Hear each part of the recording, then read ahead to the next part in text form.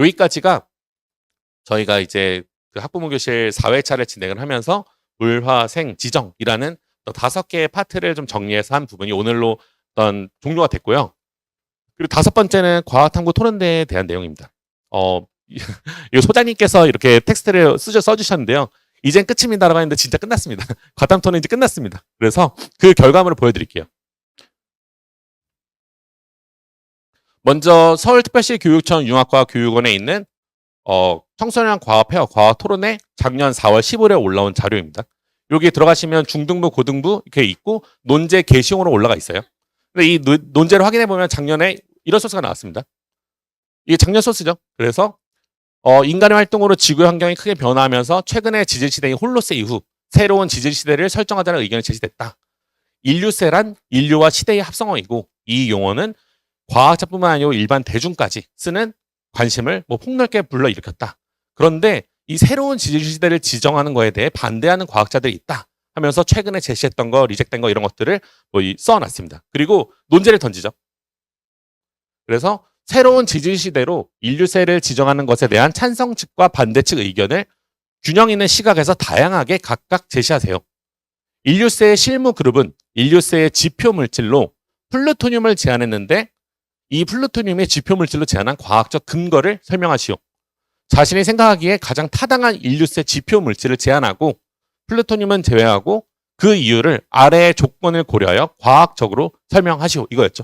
그래서 이거를 보통 어떻게 연구를 하냐면요. 각자 인터넷을 통해 관련 정보와 자료를 찾아 활용하되 반드시 과학적 근거가 제시돼야 하고 인용 자료 출처를 밝혀야 하죠. 작년 이맘때쯤에는 GPT를 못 썼습니다. 왜냐하면 GPT가 그 당시만 하더라도 출처가 안 나왔거든요. 그러니까 GPT로 궁금한 건 물을 수 있고 어떻게 보면 대본에 대한 조언을 받을 수 있지만 직접적으로 못 썼어요. 그런데 작년 한 중반부터 이제 출처가 나오기 시작하죠. 그래서 이거를 만약에 적용을 하면요. 만약에 이건 제가 실제 했던 경험을 바탕으로 말씀을 드리는 건데요. 일단 논제가 나오잖아요. 그러면은 논제에 있는 키워드를 저희가 이해를 완전히 해야 되잖아요. 그러면은 못해도 자료 찾고 자료를 정리하는 데만 한 2시간 정도 걸립니다.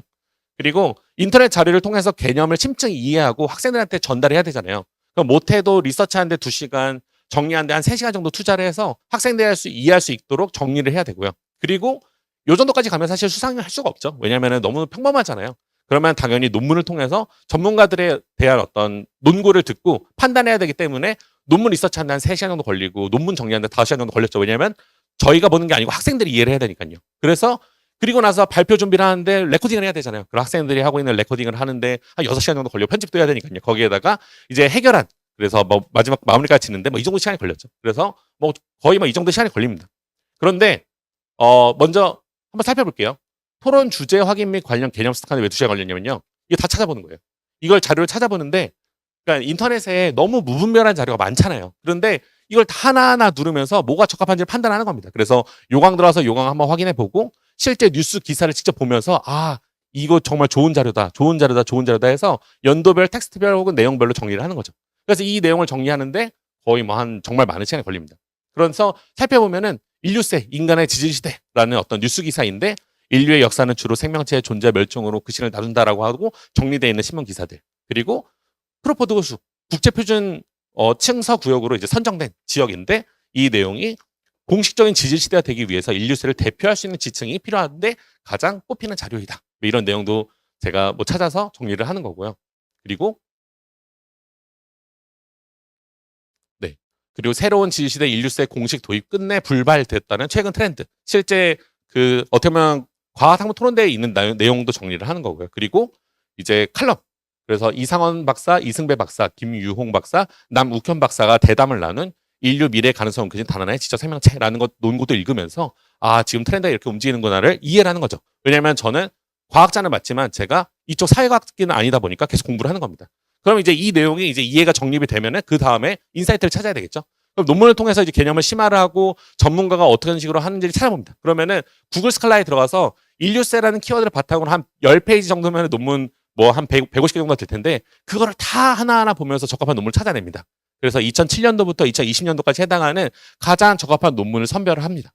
예를 들면은 인류세가 무엇인지 그래서 인류세를 강력하게 주장하는 연구자의 논문을 보면서 지금 이렇게 돌아가고 있구나. 혹은 인류세가 왜 문제인지. 그래서 인류세는 지금 인류세의 좋은 인덱스로는 이제 우리가 온실가스를 배출하는 내용을 바탕으로 요게 인류세로 좀 되지 않을까 하면서 인류세에 대한 내용들 혹은 인류세가 어떻게 정의되어야 되는지 혹은 인류세에 대한 리스크가 여태까지 인간이 만들었던 리스크들은 금융 혹은 자연이 만들었던 리스크들은 자연재해 같은 거였는데 인류세 자체는 인류랑 사회랑 이 글로벌한 지구 시스템 자체가 문제니까 이런 것들을 통합적으로 통섭적으로 바라보는 인사이트. 그래서 네이처의 이런 내용들을 보면서 정리하는 게 진짜 오래 걸려요. 그래서 이게 거의 여기까지 정리하는 것만 못해도 10시간 정도 걸리는데 그럼 이제 이거를 딜리버리를 해야 되고 이제 그 학생이 테스트를 하면서 이거 쭉 볼 텐데 그런데 다 필요가 없었습니다. GPT가 나온 시점에서 리서치가 필요 없었어요.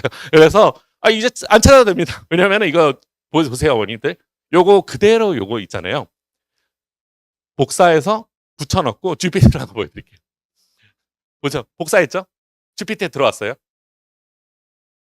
아래에 연구를 수행해야 돼. 나는 해당 개념을 전혀 모르는 중학생이야. 어떤 절차로 수행해야 하는지 구체적으로 알려줘. 띡! 오, 갑자기. 여기 보시면은 이제 이 친구가 이제 파이프라인을 제시를 합니다. 그래서 연구 주제를 네가 먼저 해야 되고 연구 주제를 이해해야 돼. 인류세의 지표물질을 이해를 해야 되고 그 다음에 연구 방법을 설계하는데 논제 1을 먼저 풀어볼게. 논제 1은 자료 조사를 해야 되는데 인류세 개념을 파울 크리첸의 자료를 좀 좋을 것 같아. 찬성 논거의 근거로는 1, 2, 3이 있고 반대축 근거에는 1, 2, 3이 있어. 그래서 이런 걸 바탕으로 네가 이제 정리를 하면 굉장히 좋을 거고 그러면 찬반을 만약에 표로 제시를 하면 더 좋겠지. 그리고 논제 두 번째, 플루토늄이 지표물질로 제한된 과학적 근거를 쭉 써줄게. 플루토늄 원자의 특성과 방사능 그리고 이들이 주장하는 핵심 논리는 뭐였는데 그런데 무엇 때문에 불발이 났어. 논제 3, 새로운 지표물질을 제한. 새로운 지표물질은 내가 플라스틱 미세조각, 이산화탄소, 인공화합물 한번 제시해 볼게. 라고 하면서 플라스틱, 이산화탄소, PCB랑 DDT가 어떻게 그 인류세에 있는 지표물질이 될 수 있는지를 제시를 합니다.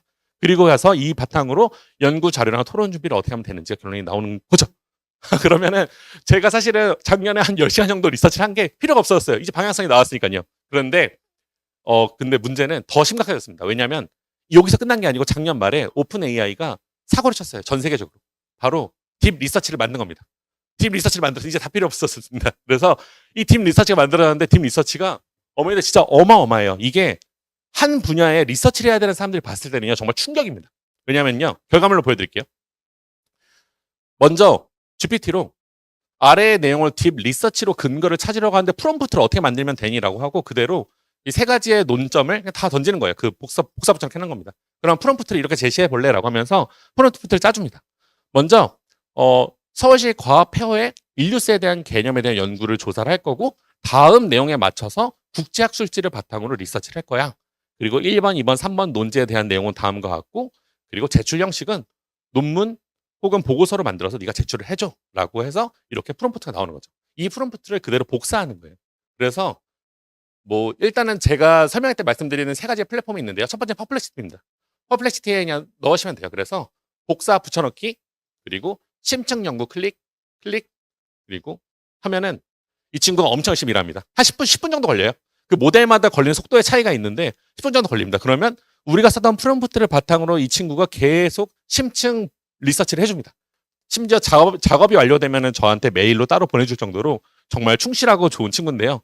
그래서 막 우리나라 자료뿐만이 아니고 해외에 있는 자료들도 엄청나게 많이 자료를 찾아가면서 결과물을 만들어주는 거예요. 그래서 이건 제가 배속을 엄청 빠른 배속을 했는데요. 저 레퍼런스 보세요. 그러니까 예전에는 레퍼런스가 없어서 GPT 같은 LLM 모델에서 못 썼는데 지금은 출처를 충분히 주기 때문에 써도 됩니다. 그리고 실제로 들어가면 그 내용 그대로 다 있어요. 왜냐하면은 자료 바탕으로 이 친구가 결과물을 만드는 거니까요. 그래서 쭉 이제 그 한 텍스트당 관련 자료를 계속 찾는 겁니다. 그래서 크로포드 호수가 선정된 이유가 무엇인가요? 인류세와 갖는 의미가 무엇인가요? 인류세의 개념과 등장 배경은 무엇인가요? 하면서 스스로 질문을 만들고 답변을 하고 계속 딥 리서치를 하면서 결과물을 도달합니다. 그리고 그 다음에 이제 물질, 그 다음에 새로운 지표 물질로 무엇이 좋을까? 보고서 한 편 나왔죠. 보고서가 쭉 나옵니다. 레퍼런스 있고요. 주장하는 근거에 대한 레퍼런스 다 있습니다. 그래서 이게 이제 정리가 되면은 바로 이렇게 되는 거죠. 이게 퍼플렉시티로 인류세에 관한 세 가지의 논점을 정리를 한 보고서입니다. 그런데 어머님들 이거는 쓰시면 안 돼요. 그러니까 이거를 교육 자료로 쓰거나 학생들이 이해하는 데 좋지만 애초에 페어의 규정을 보면은 인공지능으로 쓴 글은 제출할 수가 없습니다. 그래서 이거는 그냥 참고용. 그래서 이렇게 하시면 되고 보면은 깔끔하죠. 이렇게 벌써 레퍼런스 1번부터 8번까지 달아서 결론까지. 그래서 결론을 보면 인류세는 인간 활동에 지구 환경에 미치는 중대한 영향을 인식하는 개념으로 24년도 3월에 거부되었음에도 불구하고 과학에서 널리 사용하고 있다라고 하면서 쭉 서사가 나오죠. 이렇게 보고서가 나옵니다. 그런데 플랫폼마다 조금씩 차이성이 있어요. 퍼플렉시티는 이런 퍼포먼스가 있고 젠스파크를 이용을 하면요. 똑같은 프롬프트를 그대로 복사 붙여넣기 해서 이제 확인을 눌러주면은 이 친구는 연구 과정을 물어봅니다. 그래서 연구 계획이 네가 딥 리서치를 하려고 했던 연구 계획이 이거 맞아 하고 한번 체크를 합니다. 그래서 제가 썼던 텍스트를 뭐 제미나이나 아니면은 뭐 클러드나 GPT 같은 걸 이용을 해서 한 번 더 이거 세 개를 크로스 체크를 한 다음에 이 연구 절차대로 하면 되는 거 맞아라고 하고 연구 시작을 요구를 해요. 그래서 연구를 시작을 하면은 이제 딥 리서치가 시작이 되는 거죠. 쭉 백그라운드에서 돌아갑니다. 마찬가지로 이 채팅창을 나가도 됩니다. 20분에서 30분 정도 소요가 되고요. 그래서 쭉 자료를 리서치를 하는 겁니다. 그래서 국제 지질학 연합에 있는 내용들 그리고 플루토늄 층서 표직 물질 분포 데이터 정보 수집해서 얘는 퍼플렉시티보다 훨씬 더 많은 논문을 참고를 하더라고요. 그래서 논문 기반에 더 많은 자료들 실제 해당하는 근거 자료가 과학적 논문에 제시가 되어 있는지 크로스 체크를 하고요. 그리고 표직 물질에 추가 분석이 필요하다고 제시를 한 거예요. 아 이거는 네가 했던 거에서 수행할 수가 없어. 우리는 조금 더 해야 될 것 같아 하면서 북극 빙하 핵에 있는 플루토늄을 축적한 연구를 찾아보겠다라고 하면서 계속 리서치를 하는 겁니다. 배속을 해서 그렇지 사실 이게 20분 정도 걸리거든요. 그래서 실제로는 20분 정도 걸린다고 생각하시면 됩니다. 결과물 나왔습니다. 그래서 인류세 지정 논쟁에 대한 어떤 권고한 변화 그리고 이의제기와 기타 논란에 대해 정의를 쭉 하고 저게 다 레퍼런스가 담겨 있습니다. 그래서 정리해서 말씀드리면 이렇게 나와요. 젠스파크로 해석을 하게 되면은 지금 같이 나옵니다. 그래서 이것도 마찬가지로 레퍼런스 다 달려 있고요. 그리고 우리가 IUGS에서 AWG가 어떻게 권고하는 변화가 있었는지 반대파 과학자들의 뭐 현재 트렌드라든지 그리고 대체 표식 물질이 무엇을 하면 좋을지 제가 일부만 캡처한 거거든요. 그래서 이렇게 나온다라고 샘플로만 이해를 하시면 될 것 같습니다. 그런데 가장 좋은 건 GPT죠. GPT가 딥 리서치를 마음대로 쓰고 싶으면 프로 버전을 써야 되잖아요. 그런데 그 프로 버전을 쓰는데 연 400만 원이잖아요. 그리고 연 400만 원인 프로그램조차도 한 달에 최대 100개까지밖에 못 합니다. 그리고 유료 사용자, 그냥 플러스 사용자들은 아마 한 달에 5개인가 10개 정도 쓸 수가 있는 걸로 알고 있어요. 그래서 오늘 GPT를 유료를 쓰시는 분들은 한번 집에서 테스트 해보셔도 좋을 것 같아요. 그래서 보시면 똑같아요. 심층 리서치라고 하는 탭이 있거든요. 그래서 저 아이콘을 클릭을 해서 리서치를 하게 되면은 이 친구도 마찬가지로 물어봅니다.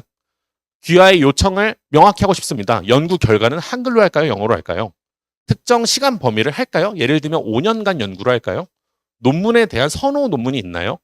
최종 연구에 대한 형식은 어떤 식으로 받아보는 게 좋겠어요? 라고 해서 한번 저한테 의사를 묻죠. 그럼 제가 1, 2, 3, 4에 대한 내가 차마 말하지 못했던 내용들을 보완을 하고 이제 연구를 들어갑니다. 그러면 2019년도부터 24년도까지 발표된 최신 연구를 바탕으로 인류세 개념과 찬반 논쟁, 플루토늄의 지표 물질로의 적합성, 그리고 대체 지표 물질의 심층 분석을 진행하겠다 하면서 한 30분 걸립니다. 그리고 노력하고 있어. 구글링 중이야.